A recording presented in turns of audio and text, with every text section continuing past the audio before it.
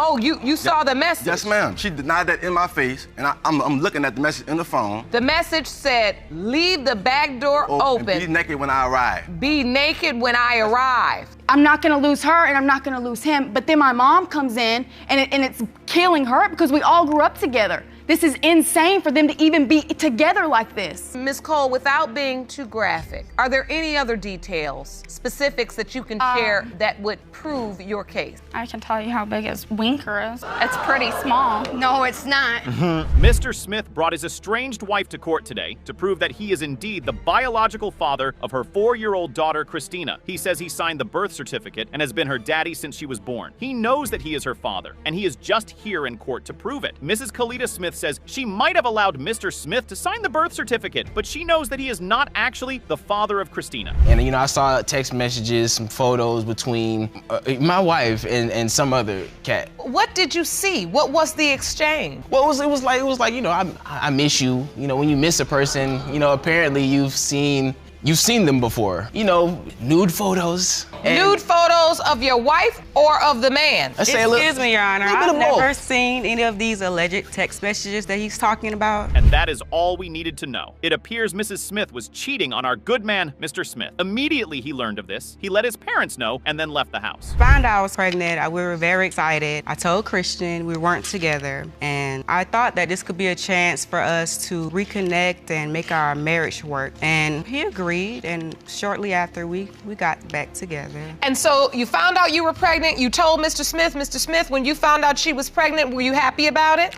Extremely happy. You were extremely happy. Extremely. Well, Mr. Smith sounds like he was in love with Mrs. Smith, and in normal circumstances, that is enough to stop you from ending up in paternity court. But sometimes even love is not enough. He was so happy that he made sure he was there for the baby's birth, even though it was done through a cesarean section. He also signed the birth certificate and gave the baby his last name. I know everything that goes on in my house, so it's just a CD that I see that's out of place. I'm like, I didn't put this in here. So the number that was on the CD, you know how people can pass out CDs? Yes, their contact information. Right, that number, it's just something about that number. I ain't forget about that number. And then I saw an Instagram name. So I immediately I look up their Instagram. So I'm scrolling, and I see somebody holding my daughter. Wow. So Mrs. Smith did not stop her cheating ways. Mr. Smith says that the caption on the photo was of the man claiming Christina as his. That is insane. So who is this man? Well, Your Honor, his name is Joseph. I actually met Joseph after we separated, and around the time I was very vulnerable,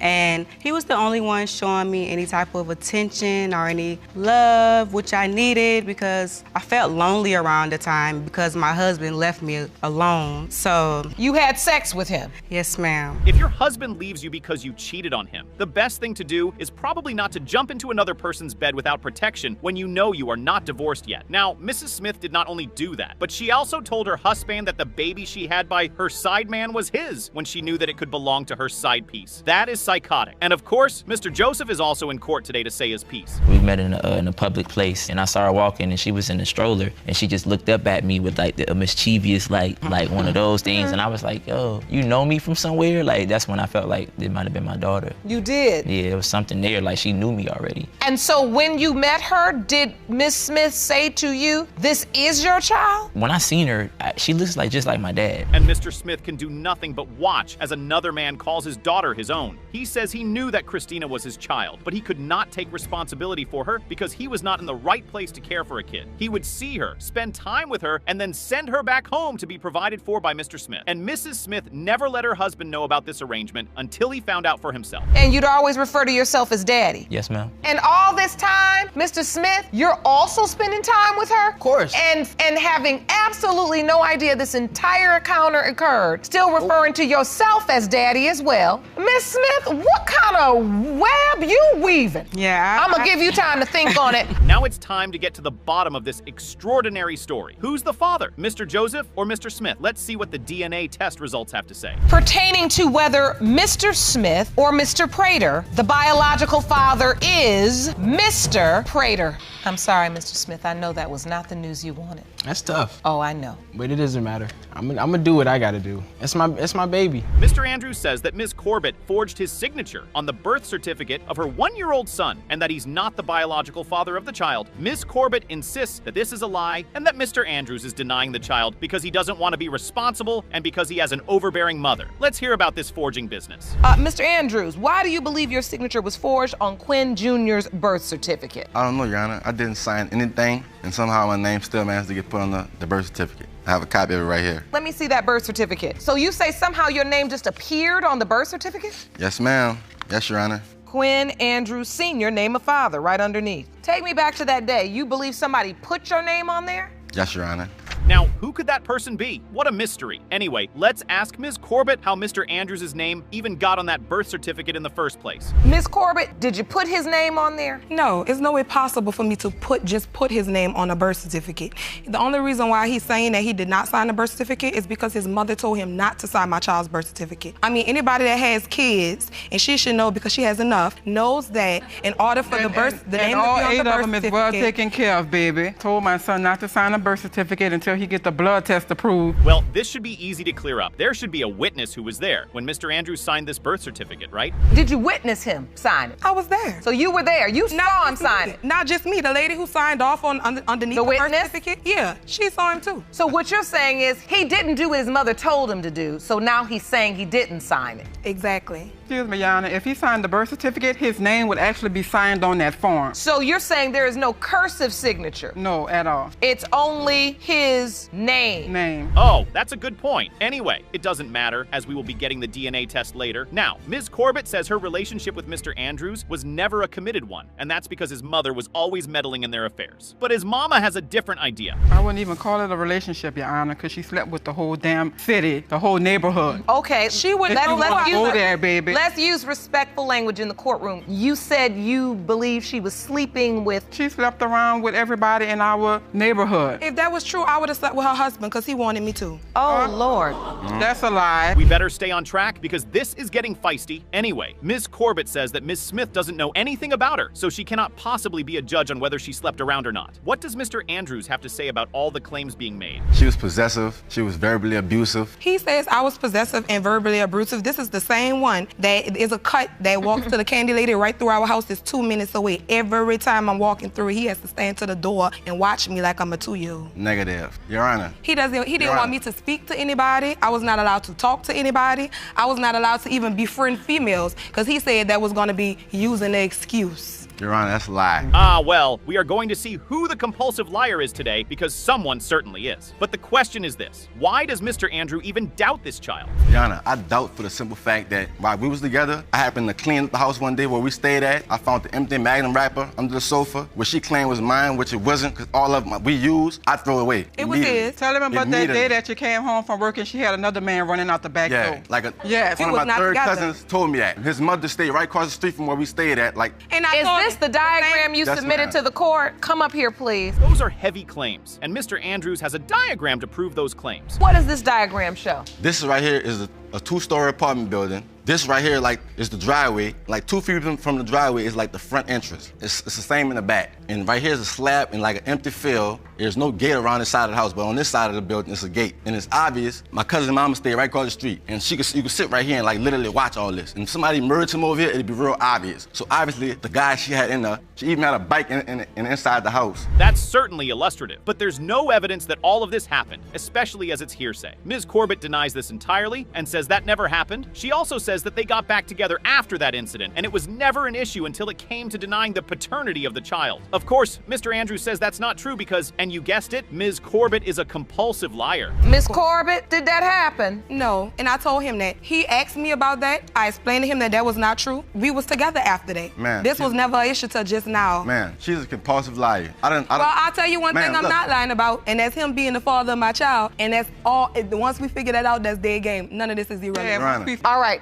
Thank you, sir. But Mr. Andrews isn't done. He says he even has more doubts, and he's got messages on his phone to prove it. What I else? found messages in her phone where some guy obviously was telling her, leave the back door open and be naked when I arrive. Oh, you saw the message? Yes, ma'am. She denied that in my face, and I'm looking at the message in the phone. That's one reason. The second reason, I found the Magnum wrapper. The message said, leave the back door open. And be naked when I arrive. Be naked when I arrive. What? 3 or 4 guys? What does Ms. Corbett have to say about this? So you've outlined 4 pieces of doubt as to whether or not Quinn is your biological child. Ms. Corbett, so you are saying that these allegations are not true? They are you not did true. not sleep The with only these reason men. why he is saying that is because he is standing on side of her. And the other time, whenever I talk to Quinn, I don't hear none of You this. was a compulsive, Me and Quinn- habitual liar. me and Stop Quinn- lying. Ms. Corbett says none of that ever happened, and she says she asked the guy who told Mr. Andrews about the incident of a guy running out of her house, and he said he never told him that. But then that guy told Ms. Corbett that Mr. Andrews had slept with his girlfriend, which is just way too much drama. Anyway, Ms. Corbett insists that Mr. Andrews has always complained to her about his mother. Your Honor, she's telling a lie. She's the problem. She is the I problem. don't She's even the interfere problem. in my son's life, Your At Honor. all. I let him Yes, get he his does. own Quinn life. has told me that she has told She him don't. that if he come Stop back and lying. talk to me and stuff like that, that Stop she was lying. gonna cut him off. So you Every time believe Quinn has been sitting his in my house. mother is standing in between the relationship he could potentially have with Quinn Jr. She does not want Quinn to have his own children because that would mean that he would have to stop taking care of her. There's so much anger and resentment here, and where there's that, there's also intimate energy. So Judge Lauren asked the million-dollar question. Are you all still sleeping together now? No, man. No. She stayed trying to seduce me, though. I got messages right now on my phone, but she trying to seduce me like every week. So how many times have you seen Quinn Jr.? Like over a dozen times. So you spent quality time That's with my- him? He does not. Your Honor. Your Honor, I have to beg him for to come You've been get at my my mother's child. house like 7 times. He was there 6 days. It's time to get to the bottom of this. Who's the father, Mr. Andrews, or some other man? Let's see what the DNA has to say. Mr. Andrew, you are the father. Let it be known. I'm done with the drama and the nonsense. I've heard too much testimony today that makes me sincerely nervous. This child's 5 months old. If you had doubt before, that's done now. This is your child. Your child. So, you both have a hand and a responsibility to raise this child accordingly. But you gotta figure out how to do it. Mr. Webb and his girlfriend insist that there's absolutely zero chance that he fathered the defendant's 16-month-old child, Majestic. And that's because he never actually slept with the defendant. The defendant, Ms. Cole, says that's impossible, and she's 100% certain that Mr. Webb is indeed the father. She says the only reason he's denying paternity is because he doesn't want to ruin his relationship with his girlfriend. I never had sex with her, Your Honor. Well, that would rule you out.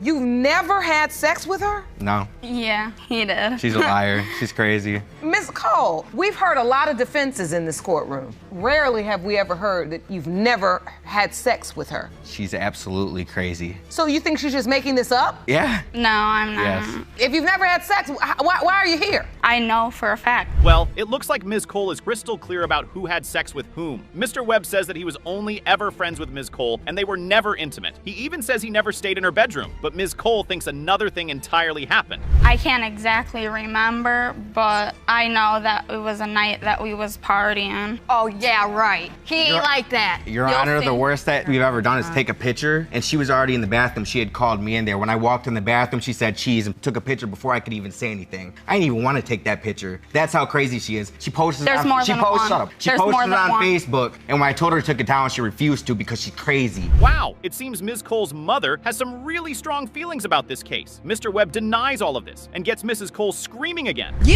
You're are a liar. a liar, You are my a liar. mom. Everything that You're you're a saying. liar. She was on the phone You're with a me liar. 5-6 times You're a a day. liar. Why was Mr. Webb living with you? He's a punk bum. We Honor, I would- supplied everything for them. Their food, everything. Everything. Why were you living there? I wasn't living there. We were hanging out for a week and a half. And on top of that, April 18th, I had moved back to Detroit. How was I there for 3 months? But somehow, Mr. Webb's stories do not seem to add up. It doesn't sound like he was just hanging out. It sounds like he needed somewhere to stay. Anyway, Mr. Webb's girlfriend and Ms. Cole also get into it. I don't do that type of stuff. I've known him for 7 years, and he is not like that at all. And you Yeah, called me, of course. and you called me with his friend telling me that he was there for 3 weeks and you guys were having sex and blah, blah, blah. At first, I did believe that. But then I heard You his believe story, and for none sure of on it. Shut up, the- I am talking. Hold on, let's be respectful. So anyway, she was telling me that they were sleeping together and stuff. He wasn't even there for 3 weeks. He was there for a week, maybe a week and a half. Just over there. Yeah, it still doesn't add up. Mr. Webb still says he went over to Ms. Cole's house, hung out for about a week and a half, threw a party, and then dipped after without ever sleeping with her. Ms. Cole says that wasn't how it happened, and that one night they did the deed. She had sent me an ultrasound saying that's a 3D photo. Tell me she don't look like you. Are you that crazy? How crazy are you that do I look like an ultrasound? I got on Google because I don't know much about baby stuff, so I'm thinking, is that a thing now? So I said, Tasha, you're crazy. We didn't blink. I'm not the father to your baby. Please leave me alone. And that was that. I just didn't want to deal with her anymore. I still don't. However, Ms. Cole says that Mr. Webb told her cousin that he was the father of the baby. But Mr. Webb denies that and says that he thinks Ms. Cole is just obsessed with him and wants him to be the father. Ms. Cole says the only reason she's in paternity court is to know whether Mr. Webb is the father of her child or whether the child belongs to her former partner. No, I told you there was another possibility, and I told the other possibility there was another. there was another. That you were 100% sure that I was the father. You and your mom said that. Wait a minute, Miss Cole. Look, she looks just like him. That baby's white. He is dark. I'm sorry, but I'm Puerto Rican. Okay. That's all I got to say.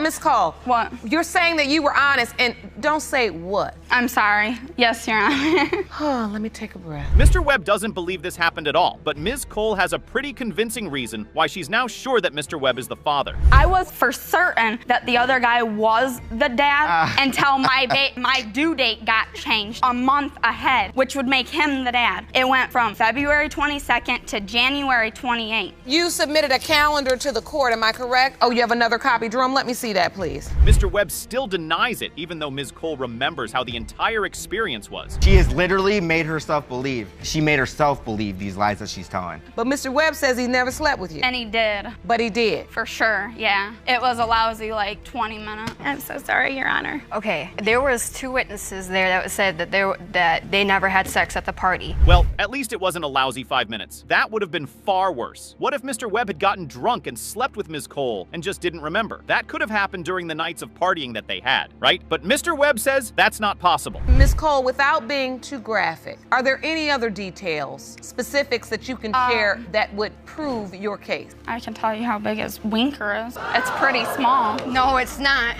I could tell you plenty of times. It's about that big. I've known him for 7 years. It's about that big. Definitely not. And don't you dare! Wow, that's a lot. Well, it's time to see what the DNA test has to tell us about this case. Who's the liar here, Mr. Webb or Ms. Cole? Mr. Webb, you are not her father. But I want a lie detector. Listen, we don't clown in this courtroom. I know you probably feel relieved, vindicated, but at the same time, there's a beautiful young baby whose life and paternity is still at issue. Ms. Cole, you stood firm in your testimony that you were intimate with Mr. Webb. Yes. And this other guy. Yes, Your Honor. Ms. Walters says that the defendant is her 3-year-old son's father, and she wants him to step up. Mr. Rogers, the defendant, says this is false, and that he has spent 2 months in jail for missing child support payments for a child that he insists doesn't belong to him. He is here with his mother to prove that he isn't the father. I slept with another man weeks prior to even conceiving my son, and we did use protection. And at the time I conceived my son, he was the only person that I was having sex with without using protection. I've known them for 20 years now. We grew up together. We did family vacations together, holidays. Our families were always together. We grew up, we dated. That didn't really work out in middle school. The feelings came back once we got in high school, and we started sleeping together again. So they were having unprotected intercourse in secret. When Mr. Rogers got news that Ms. Walters was pregnant, he told her congratulations and immediately asked her to congratulate the father. He says never for once believed that he was the father of her baby. Because she was in a relationship with this other guy, so why would it automatically be mine? You know what I'm saying? But were you sleeping with her during the window of conception? Yes, ma'am. We had slept together. I was not in a relationship, Your Honor, with anybody. She says she's pregnant. You say good luck to you. And now you by yourself. It was hard. He didn't come to any doctor's appointments. I was doing it by myself. And then once I got maybe 7, 8 months, I'll be there if he's mine. I'll take care of him. Don't put me on child support. Once I had him, he came to the hospital. He left the hospital before my son was born. Mr. Rogers' mom says that their families were really close, but the pregnancy has ruined all of that because Mr. Rogers insists that he's not the father. We was best friends growing up, literally best friends. She was like one of my children, Your Honor. Ever since this happened, it's just completely killed everything. Tore Our us all families apart. don't hang out no more.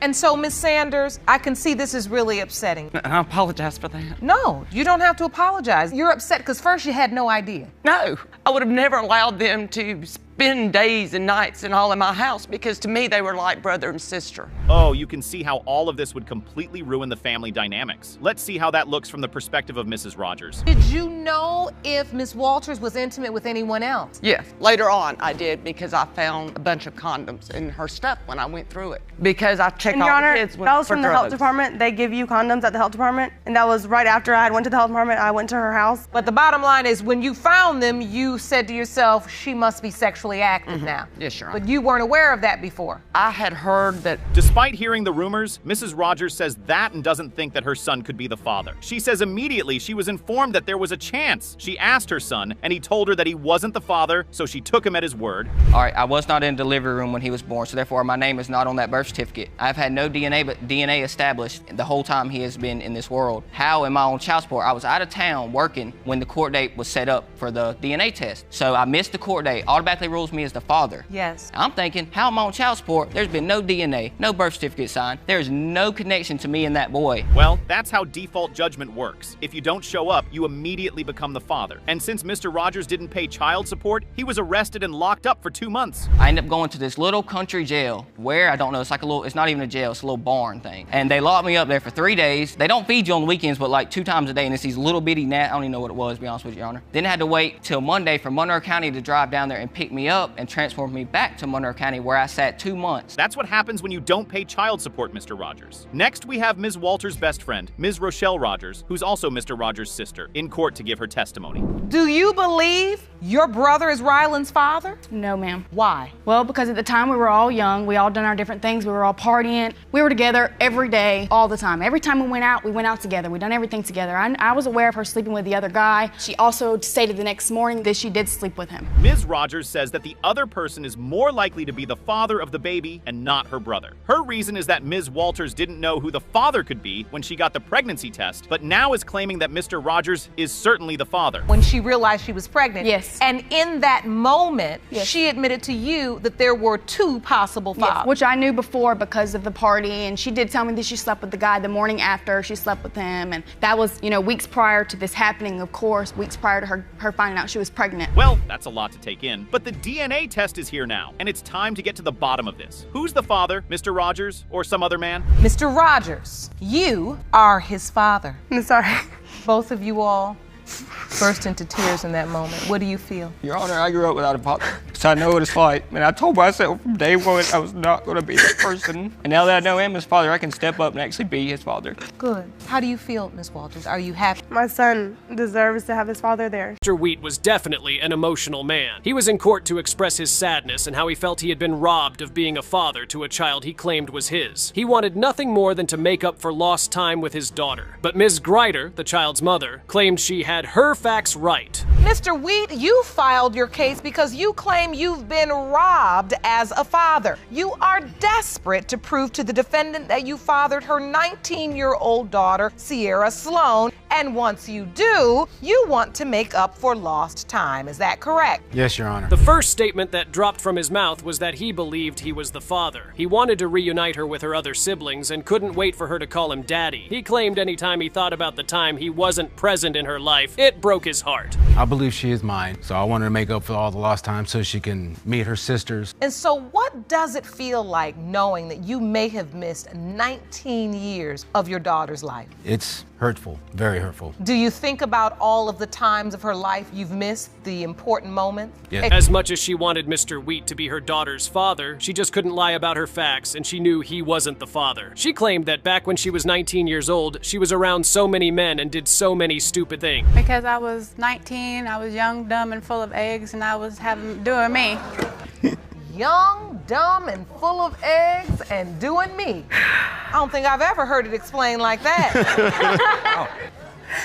Okay. Now, when Ms. Grider found out she was pregnant, Mr. Wheat never got to know about the news. In fact, the news came to him as a surprise. After having a one-night stand with Ms. Grider, someone walked up to him months later and asked him if he was excited to be a father. Kinda had a one-night stand. And I don't know how many more months later, I found out she was pregnant. Her friend of hers come up to me and says, how does it feel that you're about to be a dad? Really? And so did you confront Ms. Grider? Yes. Well, didn't confront her. We talked about it. She goes, yes, there is a possibility that you are our father. At the time when Ms. Greider's daughter was conceived, she was intimate with 4 different men. I mean, we need all the juice from her story, right? She began to go into detail about how she ended up sleeping with 4 different men, and trust me, it was crazy. One of them was my boyfriend. He was living with me at the time, and he went away. And then Mac had moved in with me. I met him through a mutual friend of all of ours, and yes, we were sleeping together. And then I went out to Texas Nightlife and saw David and had a one-night stand with him at that time. Ms. Greider eventually got pregnant, and she did something really interesting. She told the 4 different men she was sleeping with that she was pregnant, and that there was a chance that 1 out of the 4 of them could be the potential father to her baby. I confronted Mac and David and told all of them. All 4 of them. You really. told them all? Yes. Listen, I'm pregnant and you could possibly be the father. Yes, I told all 4 of them. All right, so in the beginning, you did tell Mr. Wheat you could be my daughter's biological father, my child's biological father. Things start to get a little tricky in the courtroom. Ms. Greider finally gives birth to her baby, and she's asked who was with her through the process. Guess what? It wasn't Mr. Wheat. It happened that one of the men she was intimate with was present throughout the childbirth process, and he also believes he is the father of the baby. Who was with you when she was born? Mac Greider.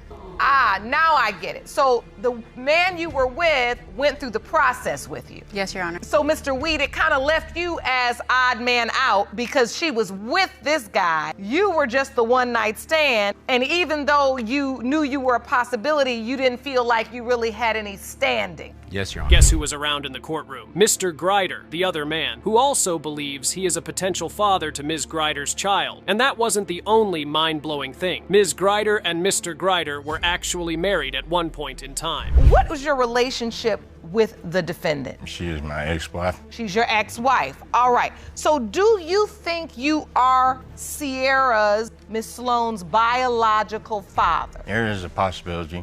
Me and Charlene were sleeping together and staying in the same house, and we just having sex more than the other guy. The daughter in question was devastated by the entire situation. I mean, who wouldn't be? She had 2 different men in the courtroom fighting for the position of being her father, and to make things worse, her mother wasn't even sure which of the men was her actual dad. Upset that I never knew who my real dad was. And when you say you never knew? Never. You were always told that it was uncertain? I've had a father figure throughout the years, and he's watched me grow up and never really knew who my dad was.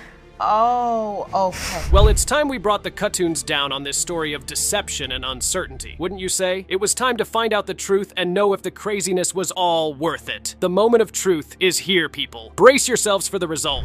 Mr. Greider, you are not the father.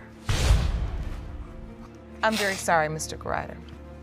I still love her no matter what. Mr. Wheat, you are not the father. I'm very sorry, Sierra. Mr. Williams claimed that from the moment he saw Ms. Mayberry, he automatically believed she was his daughter, even though the defendant was claiming he wasn't the father of her child. He hoped the DNA results would prove her wrong. Ms. Wynn, the defendant, claimed she never gave Mr. Williams a reason to believe or think he could be her daughter's father. Mr. Williams, from the moment you saw Quenisha Mayberry, you believe that she is your biological daughter, even though the defendant claimed you are not. You hope today's results prove what you have known for 35 years. Is that correct? Yes, Your Honor. Well, it was storytelling time, and Mr. Williams was asked to explain how he felt when he found out Miss Gree. Williams was his daughter. He claimed everything just made sense after he met her. She looked just like him. Her color tone matched his, and for him, that was enough proof. It was the first time I saw her. You know, she looked like me, fair skin, and I just knew she was my daughter. And when was this, sir? When she, about a week after she was born. Oh, right after she was born? Yes. You looked at her and you said, this is my daughter? Yep. Because you felt like she looked like you? Well, she's fair-skinned, I was fair-skinned, her mom is dark, and the other guy, he's darker. One thing was certain, though. Ms. Wynn wasn't bothered by any of Mr. Williams's feelings. She stood her ground and was insistent that she was very certain he wasn't her biological father. Which then begs the question, how did the mix-up happen? Why do they both feel differently? He's not her father, Your Honor. Color don't mean nothing.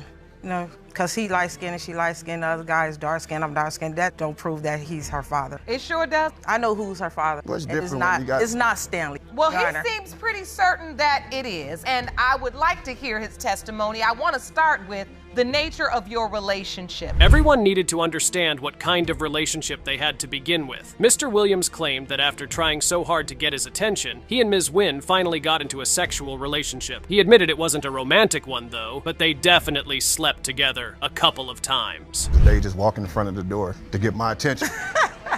And so, we end up, we did mess around, but it was never a relationship. So how long did this sexual relationship last? I don't remember, like 4 or 5 months, something like that. All right. So, Ms. Wynn, how do you remember your relationship with Mr. Williams? Can you take me back? I don't remember. After Mr. Williams gave a vivid account of how and when they had their sexual encounters, Ms. Wynn went on to shock the entire courtroom. She claimed she couldn't remember ever sleeping with me. Williams, she claimed there was no memory of something like that ever happening in her entire life. I'm trying to get to, do you remember him asking you on a date or meeting up with him later? Your Honor, I don't remember none of it. And if Stanley knew he was to feel that he was a father, he could have been did this test. He used to come get her, take over this house. He could have did it then. Well, if you didn't want to think wait 35 years to do this now?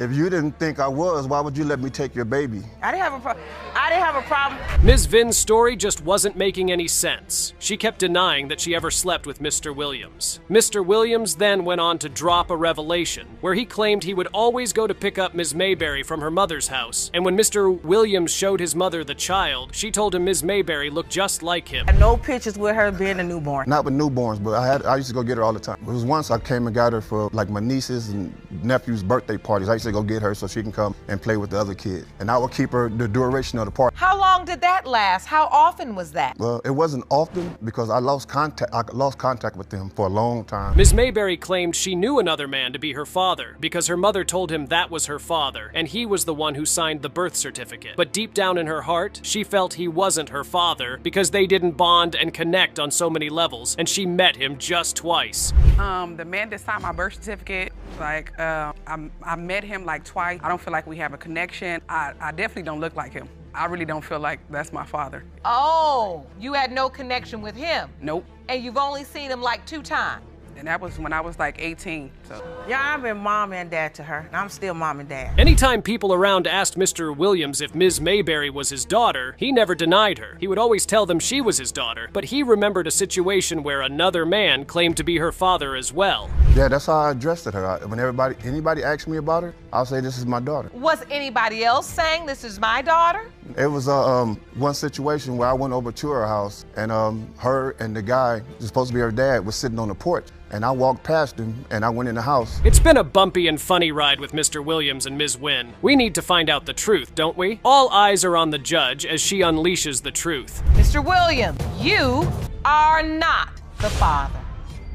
I'm very sorry. I'm sorry I could not give you the closure you needed. Ms. Wynn, can you remember, identify, think about any other person you may have been dating at that time? Let's just say, as far as this case was concerned, there was trouble in their little paradise. Mrs. Cohen was present in court to prove to her husband that he is the father of her 1-year-old son. If it happened that Mr. Cohen wasn't the father of the child, she was definitely going to kiss her marriage goodbye. Mrs. Cohen, you have opened your case to prove to your husband that he is the father of your 1-year-old son, Kyrie. You say your marriage is on the verge of divorce because Mr. Cohen chooses to deny your young son. Is that correct? Yes, ma'am. Ms. Cohen wanted nothing more than for the results to show that her husband was the father of her child. She told the courtroom that Mr. Cohen was already on full throttle toward getting a divorce, and she was trying to save her marriage. She even claimed they've been high school sweethearts for as long as she can remember.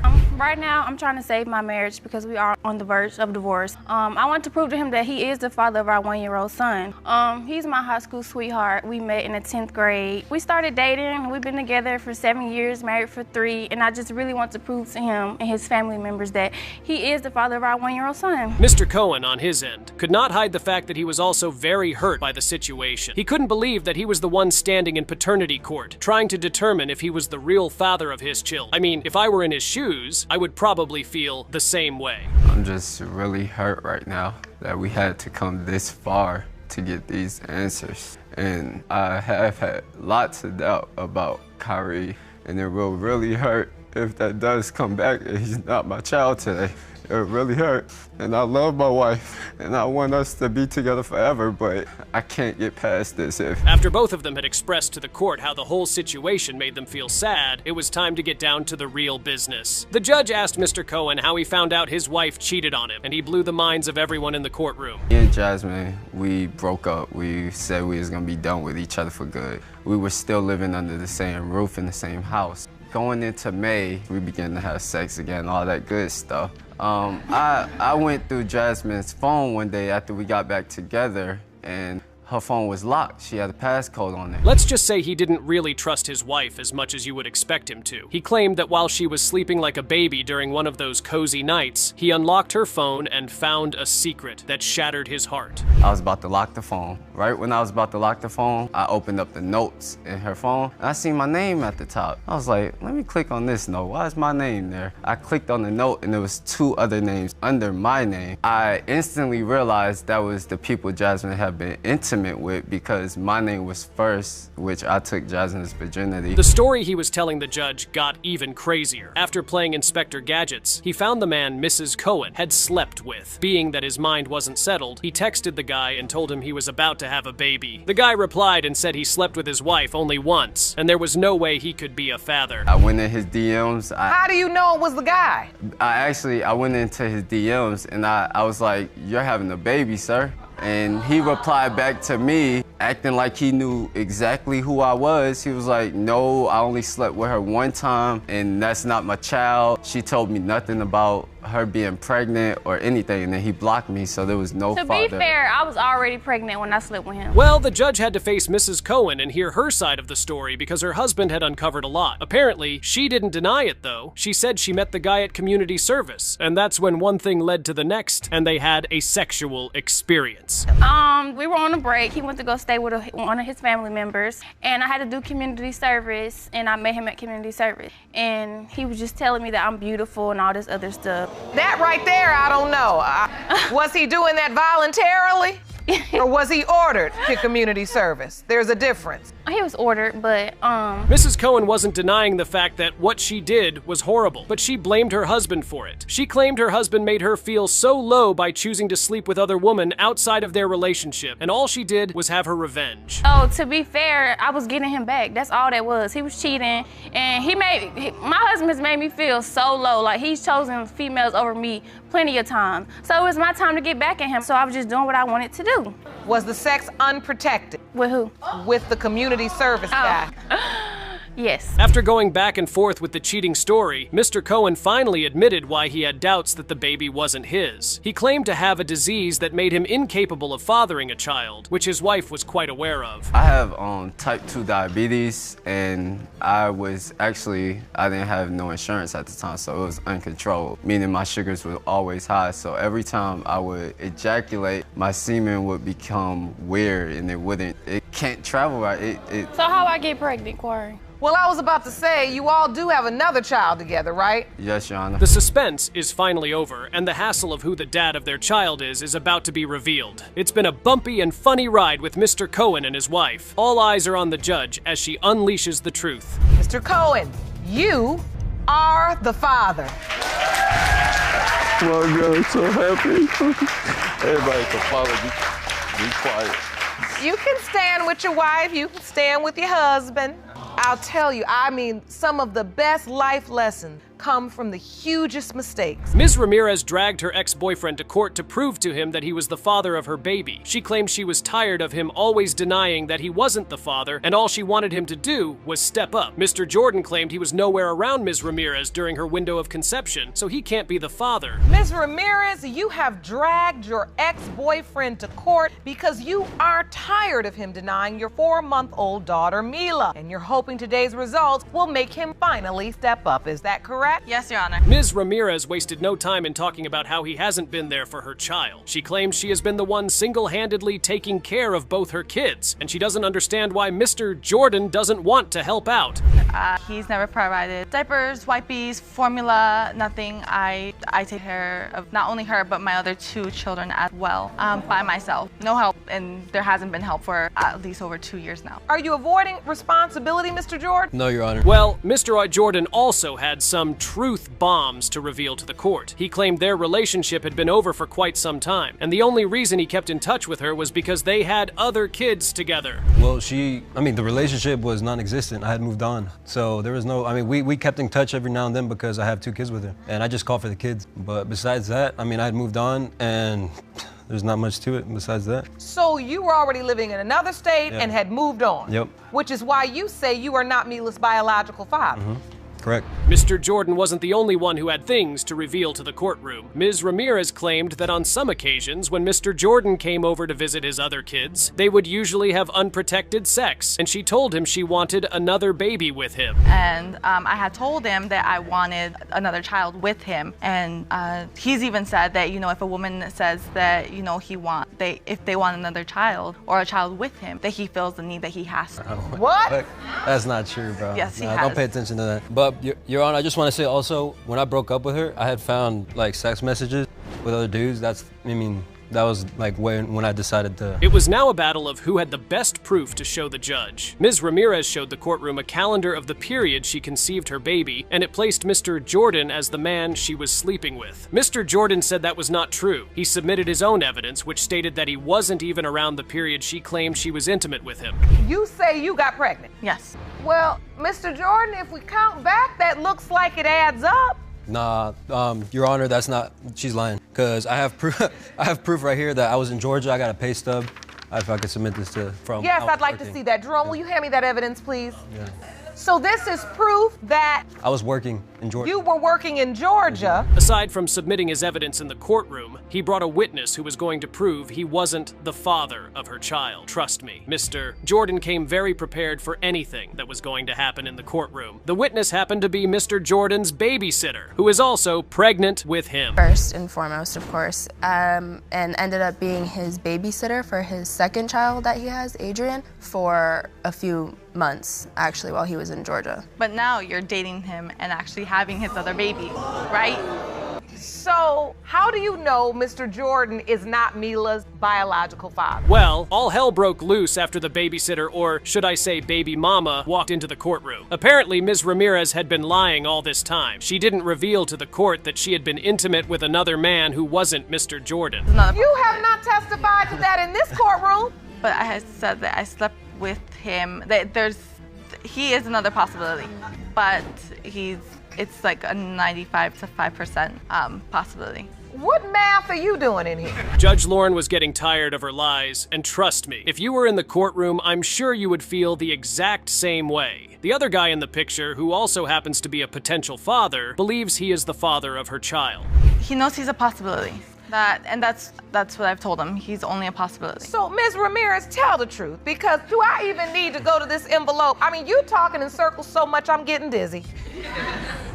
What is the truth? The truth This looks like a man holding his baby. He's not the father.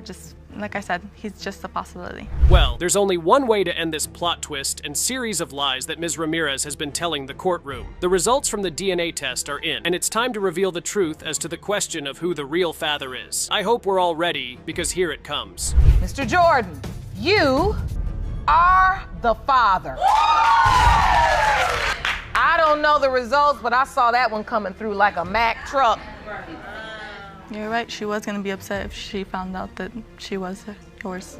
This relationship is very messy. I think everybody has their little piece. Living a lie, quenching for peace, the man had enough of his spouse's cheating. He arrived in the court with evidence of unmasking his slattern wife. So now he wanted DNA to end this paternity drama once and for all. Let's hear how he has been holding up. Mr. Broussard, you opened your case hoping the court will grant you a paternity test so you can prove you are not the father of 4-month-old baby Charles. You say your 1-year marriage to the defendant is on the verge of collapse because of paternity doubt, and you need this test. As you can see, Mommy's infidelity had brought them on the verge of falling apart. He claimed that his concrete evidence made him doubt the paternity, yet he signed the birth certificate. But once it is proven he was not the father, then it would be over for good. I say my marriage is on the verge of collapse due to the infidelity, the trust issues, and all the evidence coincidence that I discovered. And you need this test today. today because you're on the birth certificate. Yes, I am. You are this child's legal father. Yes.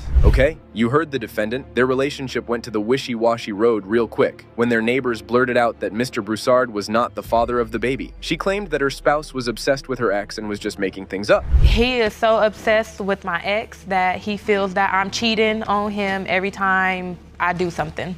We argue, we fight all the time. Me and him just are not getting along at all. How long has it been this way? Since the end of last year. There has been rumors going around in the neighborhood that we grew up that he is not the father of our child. However, the man believed the rumors because they all came up with some evidence. So to support his claims, he brought an exhibit. But the bummer was with every assertion, baby mama was getting trapped in her lies like this.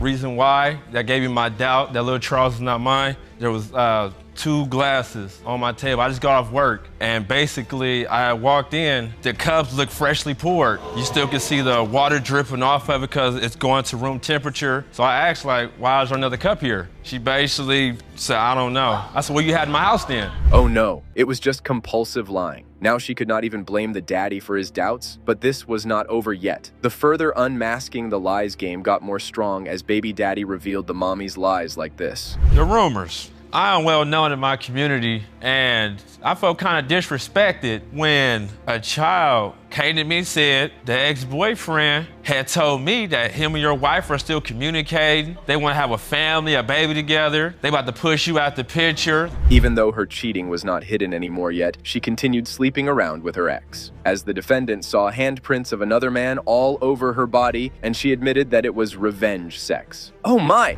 I was away. And once I returned home, I seen Helen in the shower, and she had like handprints on her thighs, her buttocks, and I just handprints, like you could see handprints. Like he was slapping her lower half. So basically, she stepped out the shower. She told me like I slept with him. Oof. This woman got some nerve. Instead of being ashamed of her wrongdoings and lies, she was defending herself. Anyways, Judge Lake heard enough of their testimony, so she determined that DNA was vehement in this paternity conflict. So let's get those results and see if they ended up on good terms or not. Mr. Broussard, you are the father. How does it feel to hear that?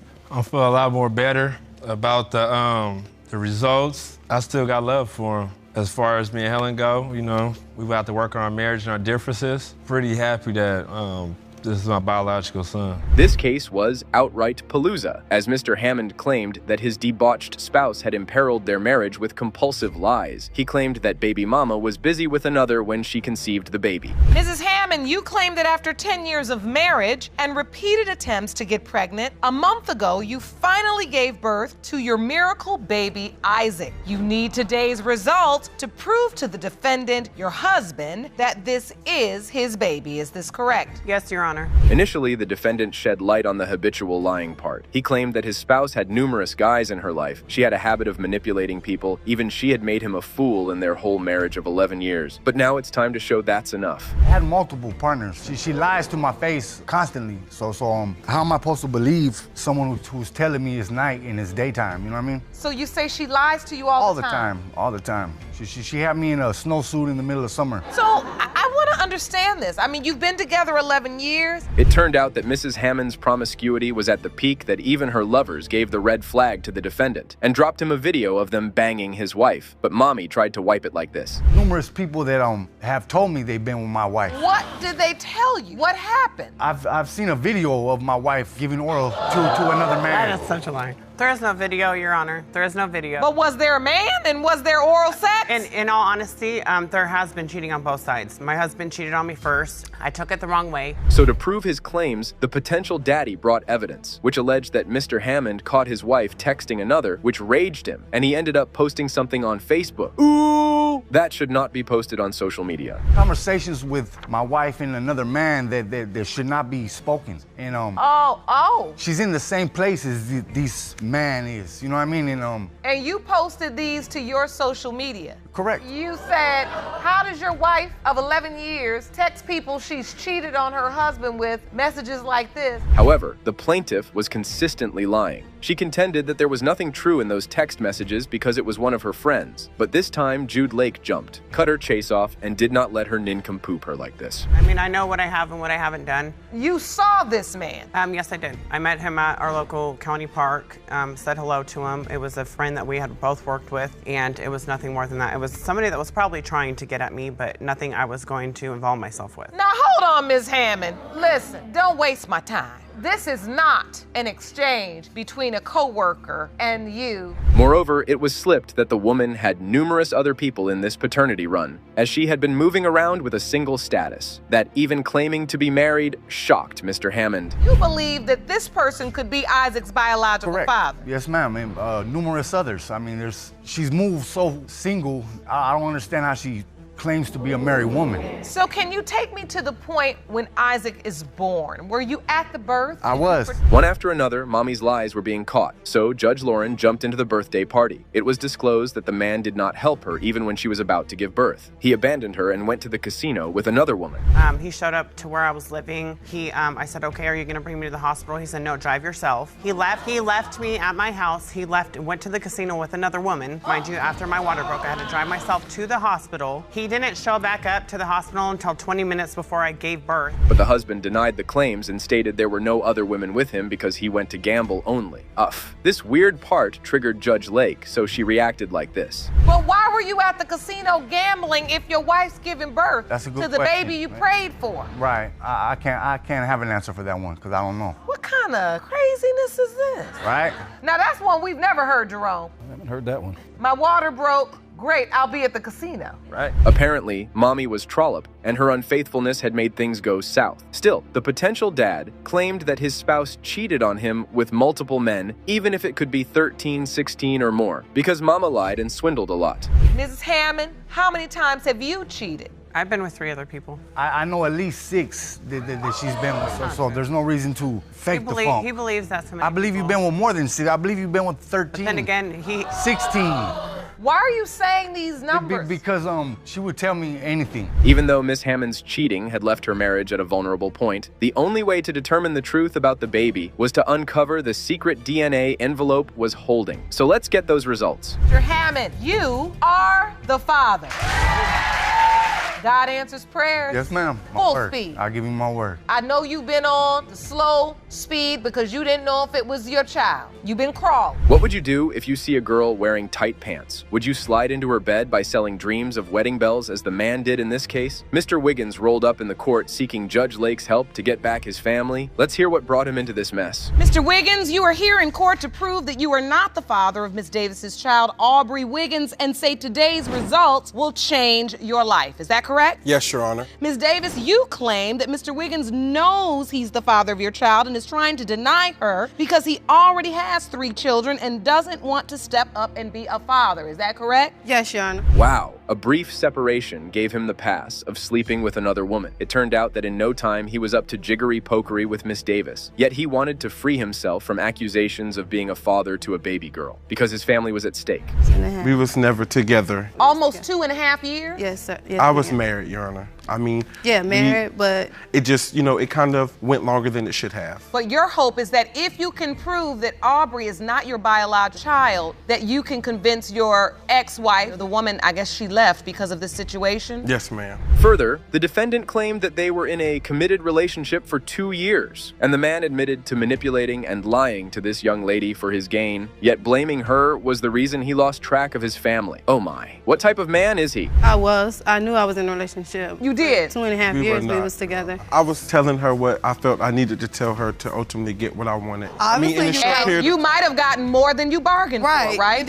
He did, a child. And so why did you think you were in a relationship, Ms. Davis? He stated that multiple times. Was he telling you there was going to be a future? Yes. The next Judge Lake hopped into the pregnancy. It slipped out that Mr. Wiggins' mistress wanted his wife out of his life because she expected to have her whole life with him. So, put on his deception hat and duped baby mama like this. And then I asked her to let me tell my wife, and of course, because she wanted my wife out of the picture, because she did want more. You're right. I wanted more because that's what you presented. And I was good to her. I mean, because ultimately I was trying to get something out of her. So I did what I had to do. I felt I needed to do. Like 2.5 years, how we're not together. However, he asserted asserted that Miss Davis approached his wife on Facebook and disrupted his married life. Oh man, are you out of your mind? I mean, he has no control over his desires and yet inoculated the defendant for the havoc? That just makes no sense. Miss Davis told her that she was pregnant and that she wasn't going anywhere. She inboxed her on Facebook, which caused a lot of havoc in my life. You wasn't gonna be a man. Did it cause the havoc or did you cause the havoc? He did, cause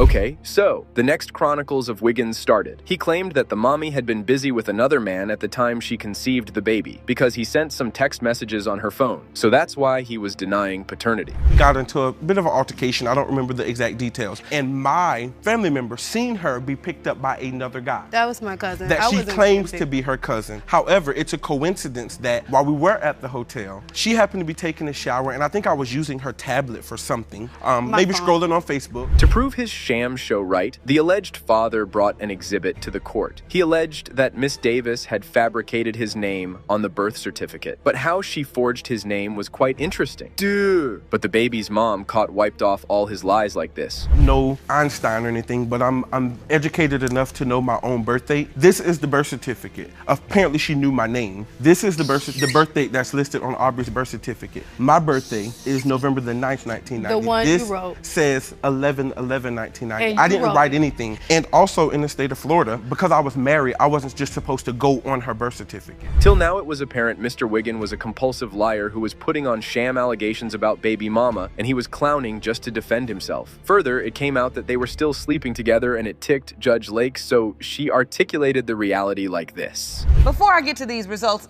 are you all still involved? No, we're not, Your Honor. No, we're not, Your Honor.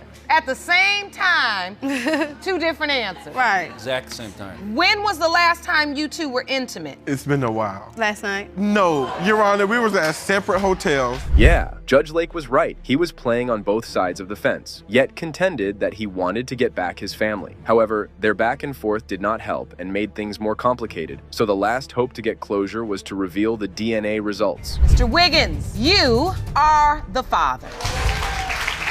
Miss Davis, what are you feeling? I've been going through this for a long time, like between him and his wife, like. It's his child. Right. You are the father. You have the clarity you need. I'm gonna take care of my child. Good. That's all I ask. But you also have to deal with this thing you all have. Yes, ma'am. Never let anyone take your absence for granted, or it may trap you in the paternity muddle. Mr. Talon addressed Ms. Jackson in front of Judge Lauren to settle down the heated mess. He claimed that the defendant had made him a buffoon as she was pregnant with someone else's baby, and he was unaware till 9 months. Mr. Taylor, you say your fiancée, Ms. Jackson, dropped a bombshell on you when she was 9 months pregnant and told you that you may not be her child's father. Yes, Your Honor. She later changed her mind and said, you are Raymond's father. Yes, Your Honor. And while you're hoping he's yours, you're here today to prove that Raymond is not your biological child. No. The trial began with the deceiving saga. It turned out that the plaintiff turned on ghost mode, abandoned his family, and went to another city to pursue his career. Mommy claimed that she buzzed him on the phone, but he turned his back on her. Duh! Then why play the victim card? And I met Mr. Green in a shelter, and we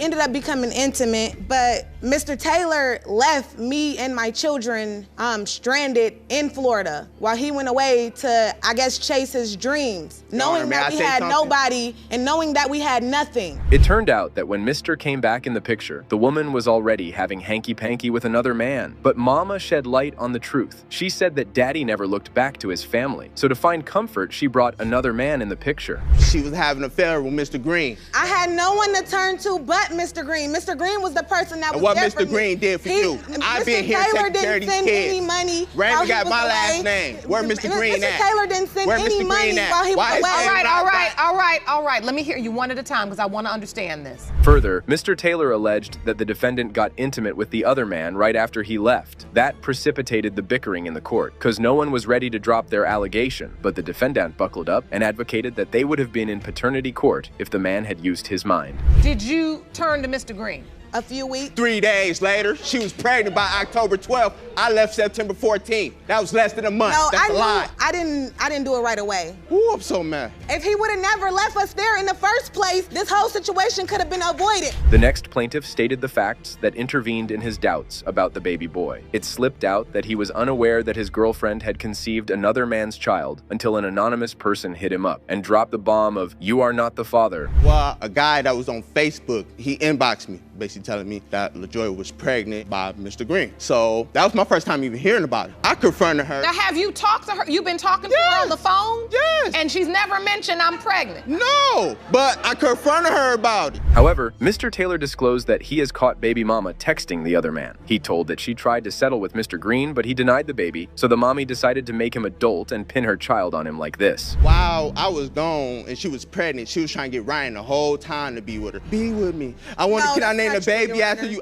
Man, I put this on my daughter, man. She had a Magic Jack app on her phone. When you on Wi-Fi, you could text people. She was texting him. She was asking, can I name the baby after you? Who is she texting? Mr. Green. For better understanding and to create some sense, Judge Lake summoned Mr. Green to the podium and asked about the particular situation. He said that things were not in good circumstances when he started messing with Ms. Jackson, so he asked her to move in with him.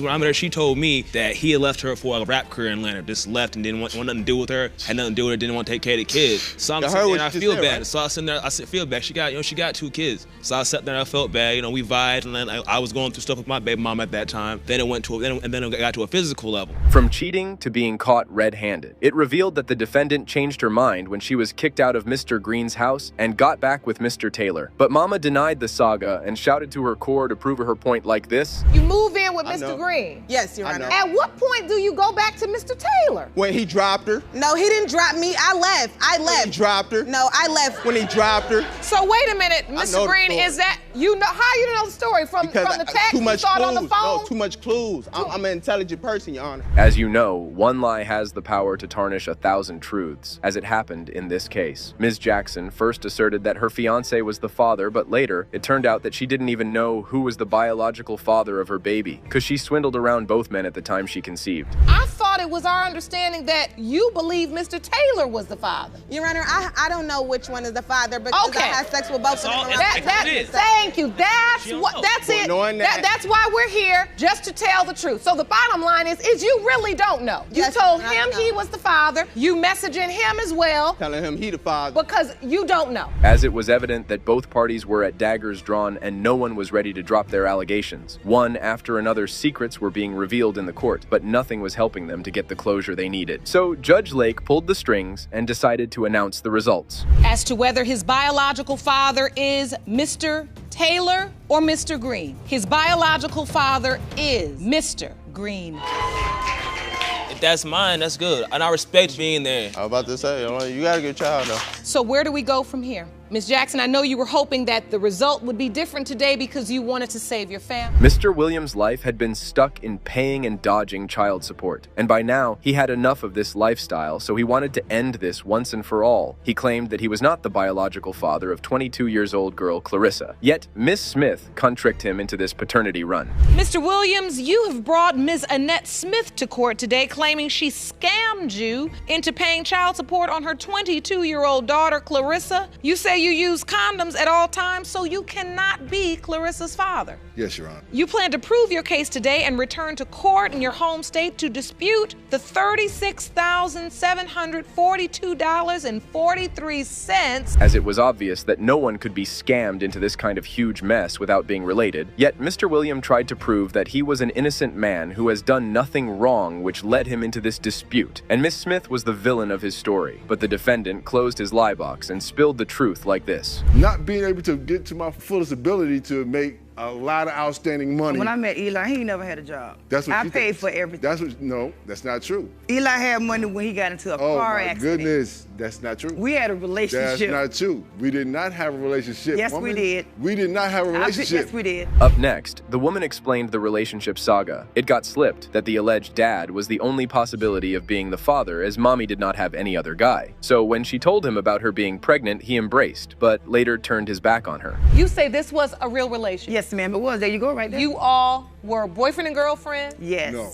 at the point that you realized you were pregnant. Before that, were you sleeping with anybody else besides Mr. Williams? No. When you found out you were pregnant, did you tell him? Yes, ma'am, I did. What day? What was his reaction? The same night. What day? Night? Yep. However, he was acting like a compulsive liar, but looks like his words were not even helping him anymore, as it turned out that he had an opportunity to get a DNA test, but instead of clearing this mishmash, he went ghosted. Where you get that from? Eli to come down here for the blood test. Eli declined. He didn't want to show up. When? You remember? No, I don't. When they put you on child support, I don't. when you get AFDC, no. they asked you for the blood test, and he didn't want to do it. That's not true. Did you have an opportunity to take a DNA test, sir, and you didn't? No, I didn't. And I got his address when I went to California to see him. The defendant claimed that Ms. Smith forged his name on the birth certificate by sending legal documents to the wrong address for financial benefits. But the woman gave him a sassy reality check like this. You're saying she purposely gave the wrong address so that you would then miss the court date and be named the father by default. Yes. And then once you were named the father by default,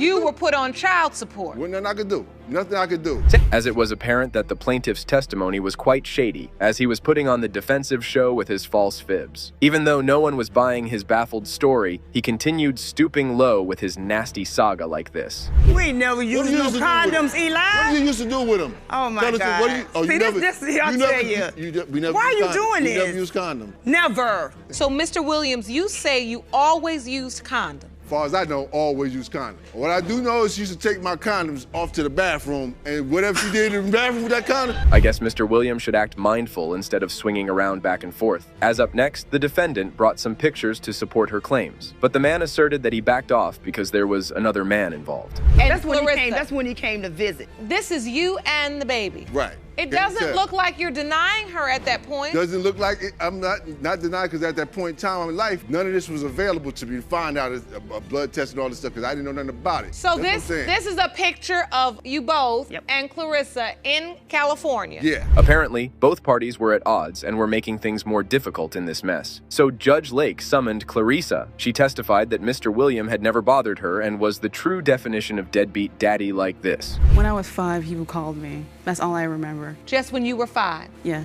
But since then, you don't remember anything? No. You have not seen him? No. No birthdays? No. Father's Day? No. Holiday? No. Nothing? No. By the time that was probably happening, probably when that child support started hitting me. Nevertheless, the young girl told the court that his alleged dad had missed out on so many things, and she wanted to have a father figure and fatherly bond in her life. But he had never thought of being there for her in her 22 years of life. You missed out on my entire life. I wanted to have a father to brag things about in my academic life. I wanted to explore, just to have fun with a dad right beside me all the time. Someone to support me. You were never there. I wish you were. We could have had some fun, but no, you weren't never there. You stopped calling me.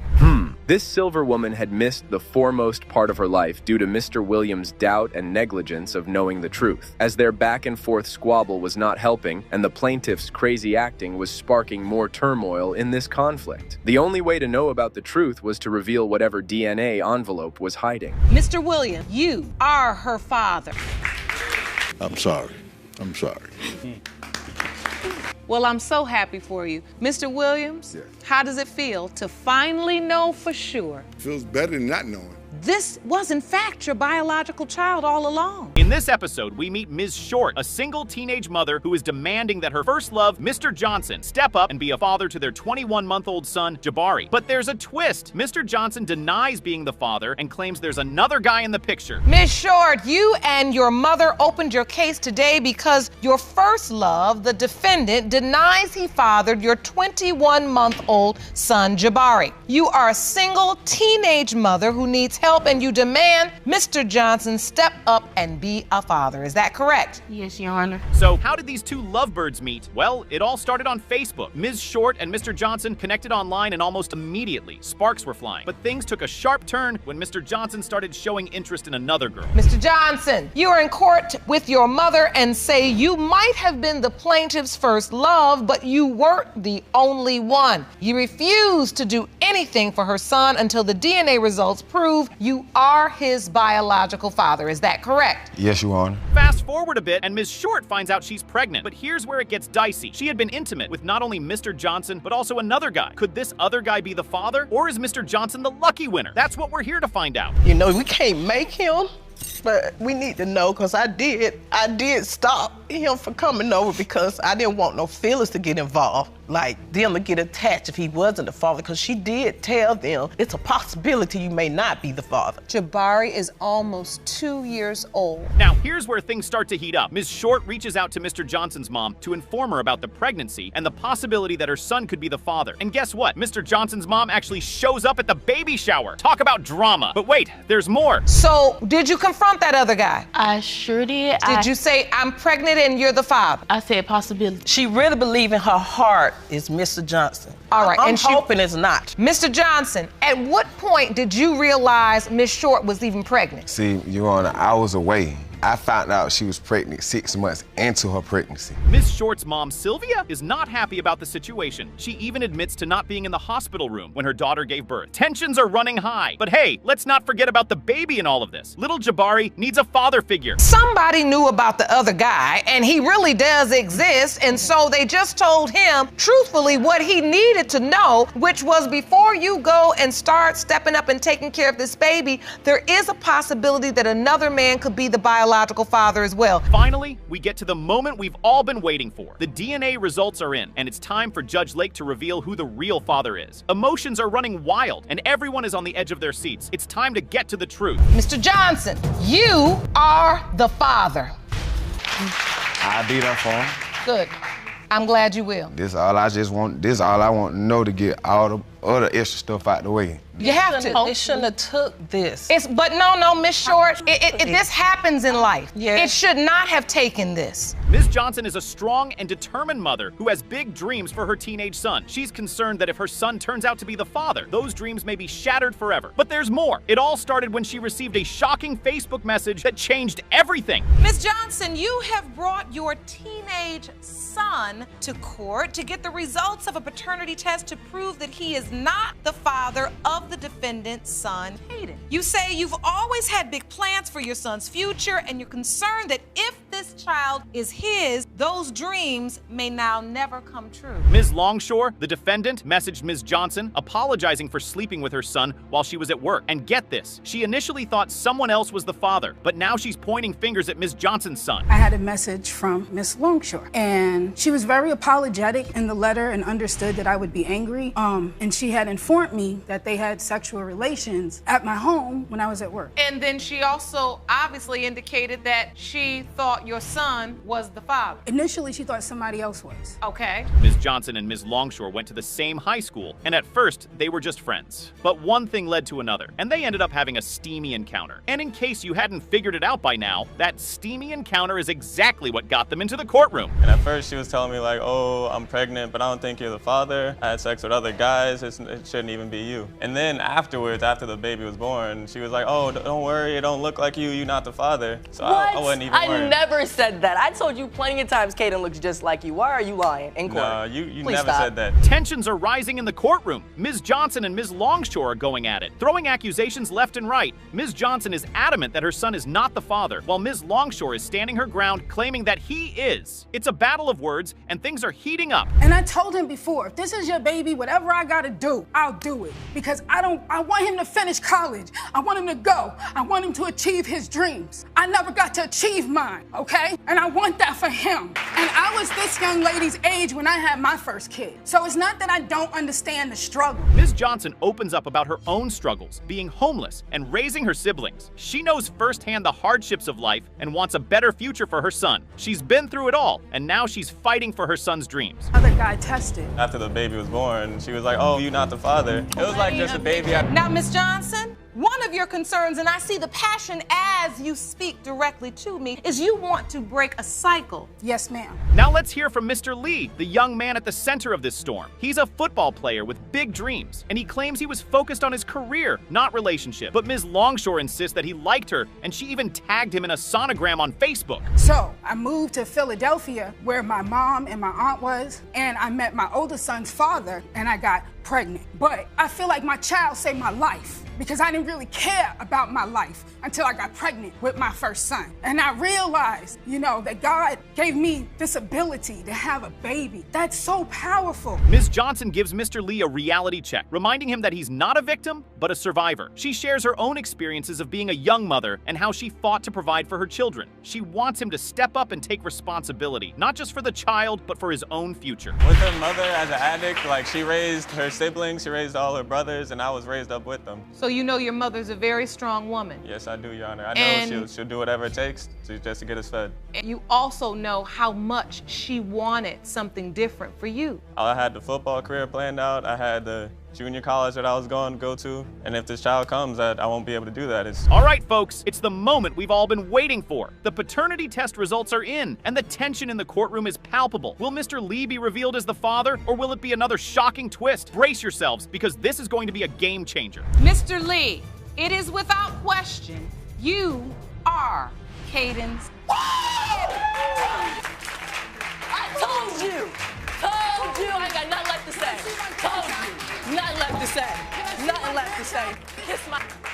All right, folks, in one corner, we have Ms. Owens, a strong-willed woman who claims that her ex-husband, Mr. Raines, is the father of her daughter, Jamie. But hold on to your hats, because in the other corner, Mr. Raines is denying everything. It's a classic he said, she said situation, and we're about to hear both sides of the story. Ms. Owens, you say that after a whirlwind teenage romance and a brief marriage to Mr. Raines, he got you pregnant and then left you high and dry to raise your daughter, Jamie, on your own. You say the defendant is fully aware he is your daughter's father, and you intend to prove this today. Is that correct? Yes, Your Honor. According to Ms. Owens, their relationship was a whirlwind teenage romance that ended in a brief marriage. But things took a turn when Mr. Raines allegedly cheated on her. Ms. Owens was left high and dry, pregnant with their daughter, Jamie. And she is not holding back, folks. She's calling him a lying, cheating piece of trash. Mr. Raines, you say there is no way you fathered Ms. Owens' child, as you were separated and living in another county when she conceived. You say Ms. Owens has named you as the father in order to save face in front of her daughter. Is that correct? Yes, Your Honor. But wait, there's more. Mr. Raines has his own side of the story. He claims that they were off and on, like a broken record. He even admits to maybe, just maybe, cheating on her. But here's the kicker, folks. He says he wasn't even with Ms. Owens when she got pregnant. Plot twist. Young back in those days, we were off and on. We were young, off and on, off and on. She got pregnant initially, and I married her because I was trying to do the right thing. She wanted to have a miscarriage. Again, after that, off and on, off and on, off and on. I got tired of it. It got old. And so she always wanted to go back home, so I let her go back home. About 3 to 4 months, I get a letter from her. Now let's talk about the timeline. Ms. Owens insists that she got pregnant in October, right after Mr. Raines dropped her off at her parents' place. But Mr. Raines insists that he was long gone by then. He even brought a calendar to court to prove his point. Who's telling the truth? 3, 4, 5, 6, 7, 8. This is when Claire says she's pregnant. No, I got pregnant in October. This is when she said 6 to 8. So I left in August is when I left. No. I was no longer, we broke up, I was no longer with her in August. Is your birthday July 31st, Ms. Rowe? Yes, Your Honor. Things really start to heat up when Ms. Owens reveals a letter she received from Mr. Raines when she was 7 months pregnant. Brace yourselves, folks. The letter basically said, "You're not pregnant. It's all in your head. And if you are pregnant, it's not mine." Talk about a low blow. Ms. Owens, you say you know for a fact he was not gone then. Exactly. How do you know that for a fact? Because that's when I got pregnant. I got a letter from him, Your Honor, when I was 7 months pregnant, out to here, and he said, "You are not pregnant, it's all in your head." But here's where it gets even crazier. Ms. Owens didn't put Mr. Raines' name on the birth certificate. Instead, she gave Jamie her own last name. And she even told Mr. Raines' family that they had been separated for over 10 months. She did not have that. Well, let's back She had my father to help me raise her. It's not fair. He has never, ever done anything for her. Wow. And so when you gave birth, did you ask him to be there? Did you say, "I'm having the baby, do you want to come to the hospital?" Or, "You should come, you're welcome"? No. Nothing. No. Fast forward to Jaime's childhood. She grows up not knowing who her father is, and the whispers start. People tell her she doesn't look like her supposed dad, and doubts start to creep in. But then, at the age of 12, Ms. Owens drops a bombshell on Jamie. She tells her that someone else could be her biological father. And I have never loved anybody like that again. She tells Jamie that I'm not her dad. She told me that she was with someone else, that they were broke up. So you did tell her that someone else could be her biological father? I said there's a possibility. Now, here's where things get really interesting. Mr. Raines has spent years trying to establish paternity, even though he claims he's not the father. Wait, what? Why would he put in all that time, money, and energy if he didn't think there was a chance? We need to get to the bottom of this. Court today asserting that you are not Ms. Rowe's biological father. That's her fault. And yet throughout her life, but throughout her life, you've spent time, money, and energy trying to establish paternity. I did. All right, folks, the moment of truth is upon us. The DNA results are about to be revealed, and the tension in the courtroom is at an all-time high. Jamie, Ms. Owens, and Mr. Raines are all on the edge of their seats. Will Mr. Raines be proven to be Jamie's biological father, or is there another twist waiting to be uncovered? Let's find out. Mr. Raines, you are the father. You are her father. I'm glad. I tried to be a father to her, Your Honor. I have. I took responsibility when she was young. I fought with Claire. You know, my only regrets is not I didn't fight more for her. Can I hug her? Oh, that's great, yeah. Meet Brian and Marcus Wiggins, identical twins who find themselves in quite the pickle. You see, both of them claim to have had relations with the defendant, Cecily Williams. And now they're here to find out which one of them is the father of Cecily's 3-year-old son, Zaylin Davis. Cecily on 2 different occasions. You all think that you're the only 2 possibilities, or could there be more? She had a boyfriend at the time. How many times have I been asking you for a DNA test? Seems like to me, maybe you weren't so sure. I'm ready for the results. I was always second. Now you got an attitude because you feel second. You signed on for second. So, Brian and Marcus both claim to have slept with Cecily on the same night. Yes, you heard that right. They were hanging out in a hotel room with some friends, having a good time, when things took a turn. With only one of the twins. Yes, Your Honor. Now you claim you are confident he's your son's father, and you're asking him to step up when you prove it here today. Yes, Your Honor. Additionally, the court has ordered a full investigation, including a polygraph test to determine the extent of this alleged sexual relationship. Brian, the first twin to take the stand, tells the court that he was pretty faded that night. He even passed out on the couch while the party was still going on. But when he woke up the next morning, he got the shock of his life. You know, been drinking all night, so I'm kind of slumped over. You know, I'm passing out at this point. I'm on the couch Sounding like passing a out. recipe for a disaster. Or a paternity case. Come the next morning, you know, we say our goodbyes or whatever, and me and my brother, we still got a little bit of time left on the room, so we hanging out. Marcus, on the other hand, admits to having relations with Cecily not just once, but twice. Talk about a wild night. And when Brian confronted Cecily about it, she denied everything. But wait, there's more? Well, Your Honor, when the night kind of winded down and everybody started passing out, you know, Cecily was still turned up, so, you know, I seen in my eyes like, okay, she must be the pop-off of the group. So, one thing led to another. We ended up in the bathroom and I smashed, took her down. Wasn't that hard? Why do you keep on lying? Cecily drops a bombshell in court, claiming that she was actually in a relationship with Brian at the time. And she's not holding back, folks. She's throwing accusations left and right, saying that Marcus is just jealous of Brian. What is the code of honor? Well, basically what he's saying is, if that ain't your girlfriend, then it's open play. She's okay, open. I She's get up it. for All a right, twin so bed. I understand between the 2 of you, if it's not your girlfriend, then it's fair game. Either one of you can sleep with them or have sex or whatever you all want to do. Moving forward. The courtroom is heating up as the judge reveals the results of the paternity test. And it's not looking good for these twins. The test shows that one of them is the father, but without further investigation, it's impossible to determine which one. You said that you really don't remember exactly everything that went down that night, and you possibly could have had sex. There were other nights that we did do the same things, you know, and I could have possibly slept with them because they do look alike. They do look alike, and I was drunk, so, you know. But as we all know, this court does not mess around. They've ordered a full investigation, including a polygraph test, to get to the bottom of this tangled web of deceit. Cecily has been flip-flopping left and right, denying everything 1 minute, and then admitting she might have slept with one of the twins the next. Either way, we're about to find out the truth. To 3-year-old Zaylin, it has been determined I was always second to him. Now you got an attitude because you feel second. You signed on for second. Possibly slept with them because they do look alike, and I was drunk, so. That's not what ladies do. That's not. That's not what women do. That's what stupid girls. Now let's fast forward to the moment of truth. The results are in, and everyone in the courtroom is dying to get to the bottom of this mess. Will Brian or Marcus be revealed as the father? Let's find out. This court has determined that Mr. Brian Wiggins is the biological father. Now you seem emotional. I have built, over the past year or two, I have built relationships. So this couple, Mr. and Mrs. Hendrick, already appeared on couples court because of suspected infidelity. But now, they're on paternity court, and things are about to get even more complicated. Strap in, folks. This is going to be a roller coaster. The baby in the womb. Is he mine? Is he not mine?